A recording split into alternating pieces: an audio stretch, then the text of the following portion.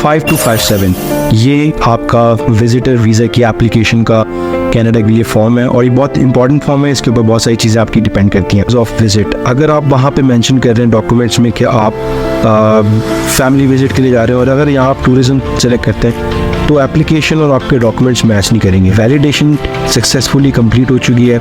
अब आपने जो फिर पेज साइन किया है इसके नीचे अब आप देखेंगे कि बार कोड्स आ चुके हैं। ये देखिएगा कि ये आपकी एप्लीकेशन के बार कोड्स जनरेट।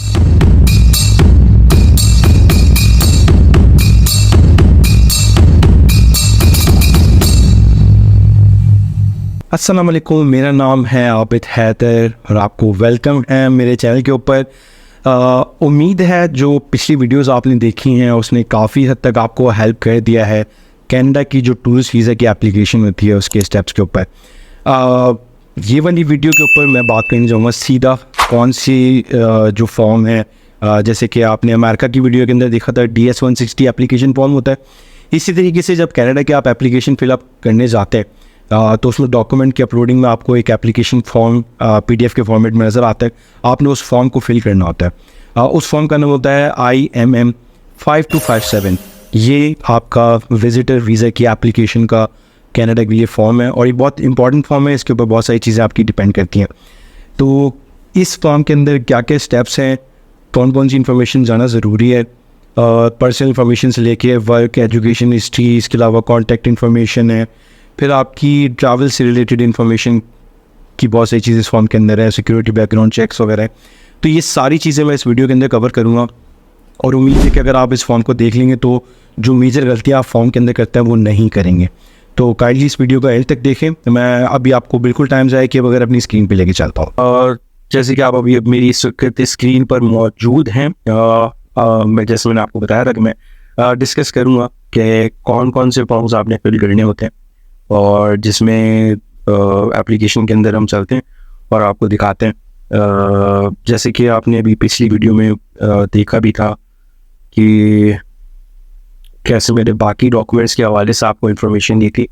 आज की जो वीडियो है उसके अंदर मैं आपको जो इस वक्त कनाडा का जो एप्लीकेशन का फॉर्म है, जस्ट लाइक जैसे अमेरिका में फॉर्म DS 160 आप फिल करते हैं एप्लीकेशन के लिए करने जाते हैं, तो उस फॉर्म का नाम होता है IMM 5257। ठीक है, ये एप्लीकेशन फॉर विजिटर वीज़ा होता है। ठीक है, TRV यानी कि टेम्परेरी रेजिडेंट वीज़े के लिए ये एप्लीकेशन फॉर्म फिल किया जाता है।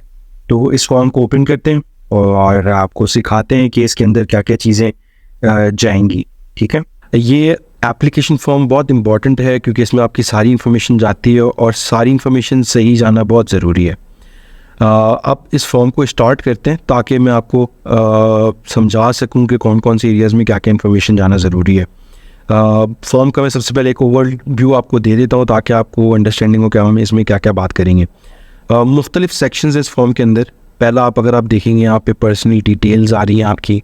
ठीक है, इसके बाद जो नेक्स्ट सेक्शन है वो आपकी पर्सनल डिटेल की कंटिन्यूएशन के अंदर आता है। फिर लैंग्वेजेस के ऊपर है, फिर पासपोर्ट की इंफॉर्मेशन है, फिर नेशनल आइडेंटिटी डॉक्यूमेंट अगर आपका है, कोई USPR कार्ड रखते हैं आप, फिर कॉन्टैक्ट इन्फॉर्मेशन आपकी क्या है, करंट मेलिंग एड्रेस क्या है, रेजिडेंशियल एड्रेस क्या है, टेलीफोन, ईमेल एड्रेस। इसके अलावा आपकी detail of visit to Canada, कहाँ पे स्टे करेंगे, कोई इनविटेशन किसी का है तो वो, इस तरीके से आपकी फिर एजुकेशन हिस्ट्री के बारे में थोड़ी सी इन्फॉर्मेशन आती है, फिर एम्प्लॉयमेंट हिस्ट्री के बारे में आपने फिल करना होता है। लास्ट में बैकग्राउंड चेक की इन्फॉर्मेशन होती हैं वो हैं इस फॉर्म के अंदर और उसके बाद आपने इस फॉर्म को साइन एंड सबमिट करना है। डिजिटली साइन करेंगे इसको और फिर इसको वैलिडेट करके करते हैं तो उसके बाद आपको मैं शो करूँगा कि यहाँ पे इसी फॉर्म के नीचे अगले पेज के ऊपर बार कोड्स जनरेट हो जाते हैं। जब वो बार कोड जनरेट हो जाएंगे आपने इस फॉर्म को दोबारा से सेव करना है, क्लोज़ करना है और उसके बाद आपने इसको अपलोड के लिए करना है। अगर आप बार कोड के बगैर इसको अपलोड करने की कोशिश करेंगे तो वो एरर पॉपअप करेगा जब भी आप अपलोड करेंगे। अच्छा, बारी बारी अब इस सेक्शन पे एक एक सेक्शन को हम लेके चलते हैं ताकि आपको पता हो। पहले नंबर पे आपने यहाँ पे ये जो सर्विस है, यहाँ पे दो आपके पास लैंग्वेजेस आती हैं, इंग्लिश या फ्रेंच।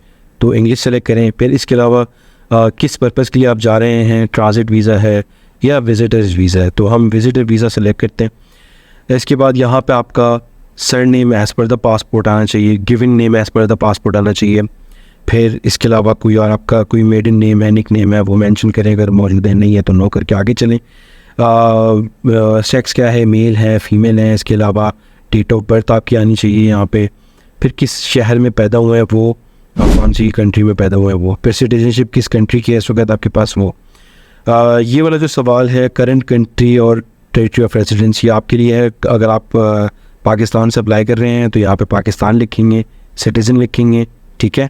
और ऑब्वियस बात है कि ये 2 कॉलम पे जैसे ही आप सिटीज़न लिखते हैं यहाँ पे वो ख़त्म हो जाता है। अगर आप इसको रेजिडेंट सेलेक्ट कर लेते हैं तो आपके पास फिर यहाँ पे एक रेजिडेंट कार्ड के हवाले से इंफॉर्मेशन आ जाती है। सेकंड क्या है, प्रीवियस अगर कोई कंट्री ऑफ रेजिडेंस रही है तो उसकी इन्फॉर्मेशन आप यहाँ पे देंगे। अगर रहे हैं तो यस लिख के आगे करेंगे, और अगर नहीं तो फिर उसको नो लिख के तो आप आगे मूव करेंगे। अच्छा, जैसे ही आप यानी कि अगर जहाँ से अप्लाई करें, जिस कंट्री में आप रहते हैं उसके सिटीज़न है, तो अगर आप वहीं से अप्लाई कर रहे हैं तो आप इसको यस करेंगे। अगर किसी और कंट्री से अप्लाई कर रहे हैं तो आप इसको नो करेंगे और उस कंट्री की डिटेल देंगे। और वहाँ पे आपको फिर मेंशन करना होता है कि आप किस कंट्री में मौजूद हैं, किस स्टेटस के ऊपर है और कब से कब तक है। मोस्टली लोग वर्क वीज़े के ऊपर होते हैं तो उनको चाहिए कि यहाँ पे वो सारा स्टेटस मेंशन करें। सेकंड, आपके मैरिज के स्टेटस के ऊपर है, सिंगल है, मैरिड है। अगर मैरिड है तो फिर यहाँ पे आपने डेट लिखनी है और फिर स्पाउस का नाम यहाँ मेंशन करना है। सिंगल लिखते हैं तो कुछ भी यहाँ पे आपको फिर नहीं करना है, क्योंकि ऑटो पे आपकी फील्ड्स ब्लॉक हो जाती हैं। पर्सनल डिटेल के अंदर आपकी प्रीवियसली अगर कोई मैरिज हुई थी उसकी इन्फॉर्मेशन यहाँ पे आना ज़रूरी है, ठीक है। और इसके अलावा अगर आपकी जो लैंग्वेजेस हैं, आप कौन सी लैंग्वेज बोलते हैं, यहाँ पे अपनी मदर टंग को सिलेक्ट करें, उर्दू। इसके अलावा यहाँ पे किस लैंग्वेज में आप बात कर सकते हैं, तो आपके पास 2 ही ऑप्शन होते हैं, फ्रेंच या इंग्लिश। तो मेरे ख्याल से इंग्लिश को यहाँ पे सिलेक्ट करना ज़रूरी है। अगर आपने कोई इंग्लिश लैंग्वेज का कोई टेस्ट भी दिया उसके मुतालिक भी आप बता सकते हैं। अगर नहीं दिया तो उसको नो करके आप आगे मूव करते हैं। सेकंड स्टेप के ऊपर पासपोर्ट नंबर आएगा आपका, पासपोर्ट का कंट्री कहाँ से इशू है, फिर इशू डेट, एक्सपायरी डेट। इसके बाद जो नेक्स्ट सेक्शन है वो है नेशनल आइडेंटिफिकेशन डॉक्यूमेंट। यहाँ पे CNIC नंबर आता है आपका। फिर आपकी यहाँ पे कंट्री ऑफ इशूएंस कहाँ से इशू है और इशू डेट, और इसके साथ में एक्सपायरी डेट आती है। अच्छा, एक्सपायरी डेट के ऊपर बहुत दफ़ा ऐसा भी होता है कि जो 60+ लोग होते हैं ना, उनकी एक्सपायरी अनलिमिटेड लिखी होती है, तो उसमें ना कोई एक्सपायरी डेट आ नहीं रही होती है। तो अगर आप यहाँ पे कोई डेट नहीं लिखेंगे तो ये आपको एरर पॉपअप कर देगा। तो अगर आपके पास कोई डेट नहीं है, अनलिमिटेड डेट है, तो आप 2099 लिख के भी मूव फॉरवर्ड कर सकते हैं वहाँ को, ठीक है। ये सिर्फ उन लोग के लिए जो 60+ होते हैं, उनकी पास जब CNIC इशू होता है तो उनके पास एक अनलिमिटेड टाइम का यानी कि शनाख्ती कार्ड इशू कर दिया जाता है। अगर तो आप US का PR कार्ड रखते हैं तो इसको यस करें, और नहीं रखते हैं तो नो करें। इसके अलावा कॉन्टैक्ट इन्फॉर्मेशन के अंदर आपका PO बॉक्स नंबर अगर है, कोई हाउस नंबर है, स्ट्रीट नंबर है, स्ट्रीट नेम क्या है, ठीक है, कौन से शहर में है, पाकिस्तान है, कंट्री का नाम बताना है, स्टेट बतानी है, कोड बताना है, डिस्ट्रिक्ट आपने बताना है। इस तरीके से पूरा कंप्लीट मेलिंग एड्रेस, और सेम अगर आपका मेलिंग एड्रेस और रेजिडेंशियल एड्रेस सेम है तो आप ज़रूर उसको यस कर दें। इसके साथ में आपका जो टेलीफोन का कोड है, अब जैसे यहाँ पे आपके पास मुख्तलिफ आते हैं, वहाँ पे सेलुलर लिख लें, तो यहाँ पे बिज़नेस का फ़ोन नंबर लिख लें, कोड डाल दें, एरिया अपना जो भी आपका लोकल है, दोनों फ़ोन नंबर मेंशन करें। अगर ईमेल एड्रेस है तो वो ज़रूर मेंशन करें। इस तरीके से आपकी ये सारी जो कॉन्टैक्ट इन्फॉर्मेशन है ये कलेक्ट होती है इस तरफ। सेकंड स्टेज के ऊपर आपका जो detail of visit to Canada है, सबसे इम्पॉर्टेंट है पर्पज़ ऑफ विज़िट। अगर आप वहाँ पे मेंशन कर रहे हैं डॉक्यूमेंट्स में कि आप फैमिली विज़िट के लिए जा रहे हैं, और अगर यहाँ आप टूरिज़म सेलेक्ट करते हैं तो एप्लीकेशन और आपके डॉक्यूमेंट्स मैच नहीं करेंगे। तो यहाँ पे आपने बहुत देखभाल के सेलेक्ट करना है। अगर आप होटल की बुकिंग यूज़ कर रहे हैं टूरिज़म के लिए तो टूरिज़म सेलेक्ट करें।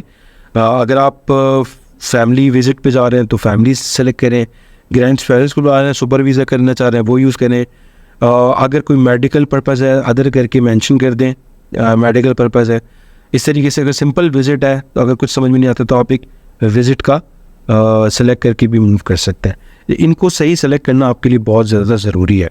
ये जो टाइप हैं ये बहुत इंपॉर्टेंट हैं, क्योंकि यहाँ से आपकी एप्लीकेशन में उसको समझ आता है कि किस पर्पज़ के लिए बंदा जा रहा है, फिर वो डॉक्यूमेंट देखता है और वहाँ पे वो वेरीफाई ज़रूर करता है। अगर वो मिसमैच हो तो वीज़ा वैसे ही आपका रिफ्यूज़ हो जाता है। तो ये बहुत ही क्रिटिकल आपकी सिलेक्शन है। सेकंड में आपकी यहाँ पे जो प्लान विज़िट है कब से कब तक है, स्टार्ट डेट बताएं, एंड डेट बताएं। फिर उसके अलावा जो आपका कितने फ़ंड्स आप अभी एलोकेट कर रहे हैं। ज़रूरी नहीं है कि लोग यहाँ पे बेवकूफ़ी ये करते हैं कि जो उनकी बैंक स्टेटमेंट का क्लोजिंग बैलेंस होता है वो यहाँ पे मेंशन कर देते हैं। यकीनन आपको हमेशा इतने बैंक में पैसे रखने चाहिए कि जब भी आप अप्लाई करें तो कम से कम 3 से 4 हज़ार कैनेडियन डॉलर आप एक रिज़र्व अमाउंट रखें और वो शो करें कि आपने वो रिज़र्व की है कनाडा के टूरिज्म के लिए। ज़रूरी नहीं है कि आप कैलकुलेट करें और बैंक स्टेटमेंट के अमाउंट या डाल दें, वो एक बैड इंप्रेशन क्रिएट करती है आपकी। सेकंड, अगर तो कोई जैसे फ्रेंड ने इनवाइट किया हुआ है या किसी पर्पस के थ्रू जा रहा है, बिज़नेस के थ्रू, तो यहाँ उनका नाम आना चाहिए, रिलेशनशिप आना चाहिए, उनका एड्रेस आएगा। इस तरीके से अगर मल्टीपल लोगों से मिलना है तो दोनों के एड्रेसेस आप डालेंगे यहाँ पे, ठीक है। सेकंड में फिर आप आ जाते हैं एजुकेशन के ऊपर।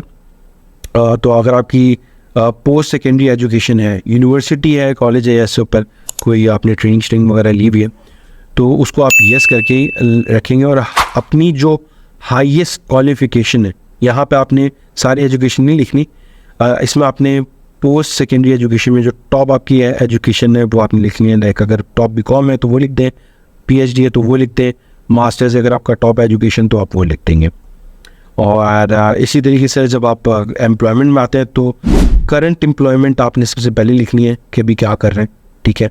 वो कंटिन्यू होगी क्योंकि यहाँ देख रहे हैं आप यहाँ पे कंटिन्यूएशन डेट होती है।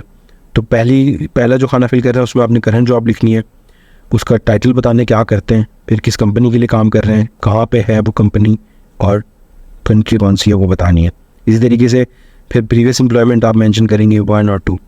मैक्सिमम इस फॉर्म के अंदर लिमिटेशन है तो आप अपनी एक करंट एम्प्लॉयमेंट शो करेंगे, उसके बाद जो प्रीवियस लास्ट टू आपकी एम्प्लॉयमेंट रही है वो आप मेंशन करेंगे यहाँ पे।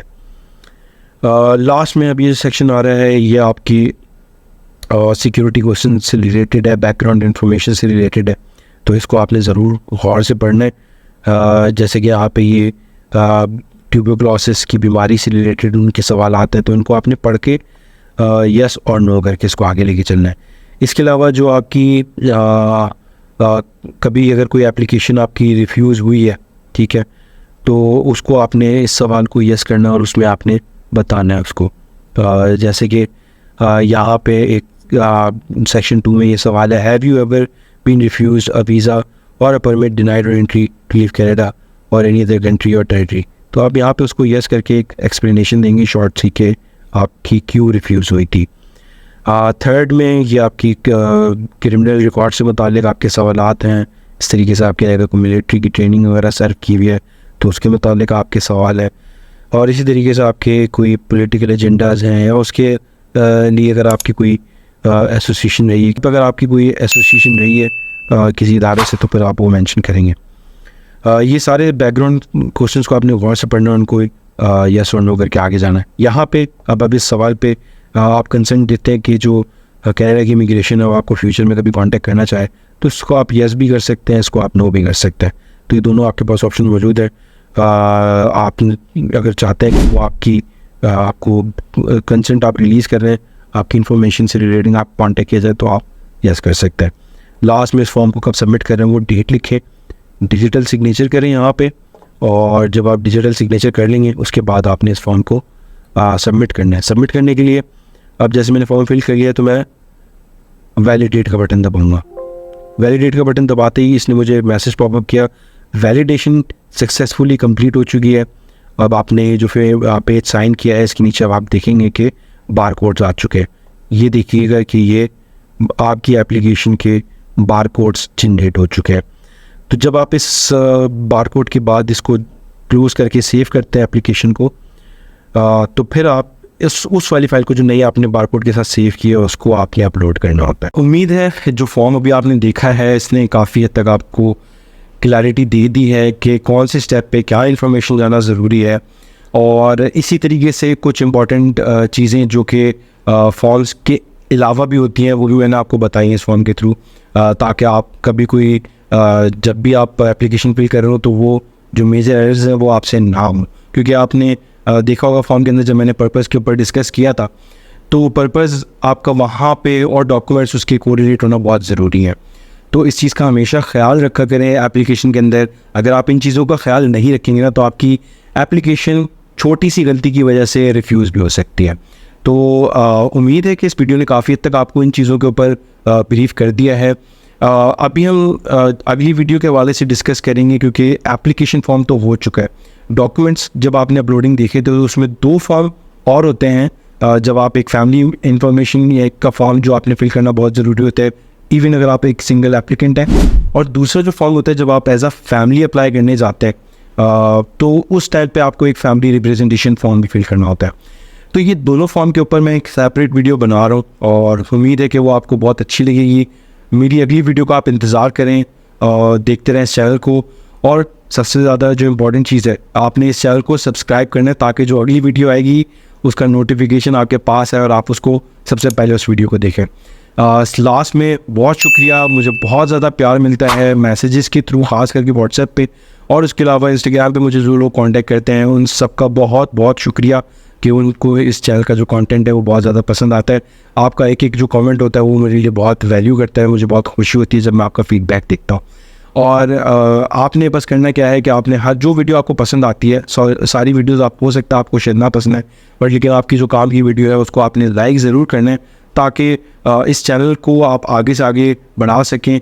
और जो बहुत सारे लोग और हैं जो स्ट्रगल कर रहे हैं वीज़ा अप्लाई करने में, तो उनको वो चैनल हेल्प कर सके। ख़ास करके जो कुछ वीडियोस हैं बहुत ज़्यादा इंपॉर्टेंट है वीज़ा एप्लीकेशन के हवाले से, तो उनको ज़रूर लाइक किया करें, कमेंट ज़रूर किया करें ताकि ये वीडियोस आगे से आगे जा सकें। तो इसी बात पे इख्तिताम करते इस वीडियो का।